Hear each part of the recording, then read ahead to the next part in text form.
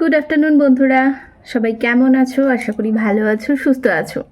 সারাদিন ভাবি যে ভিডিও করব, কিন্তু ভিডিও একদমই করে ওঠা হয় না। আর কি বলবো বলো, তো বিকেল বিকেল দেখো আজকে খাবো ভাবছি চাউমিন। তো এই চাউমিনটা দেখে তোমাদের কি মনে হচ্ছে যে এটা কেনা না বাড়িতে তৈরি? একবার দেখো তো, তোমরা দেখে তারপরে বলো। এই যে তোমাদের দেখে কি মনে হচ্ছে? তো চলো যাই হোক, এখন একটু খাবো। আর আমি কিন্তু এই ঘরে চলে এসেছি, মানে জামা কাপড়ের ঘর। এই ঘরটা আমরা বলি কারণ জামা কাপড় আর জামা কাপড় চারিদিকে।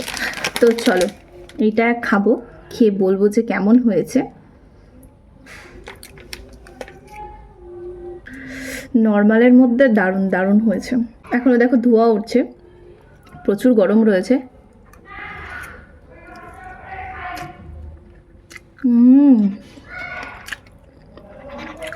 দারুণ, পুরো ঝাল ঝাল।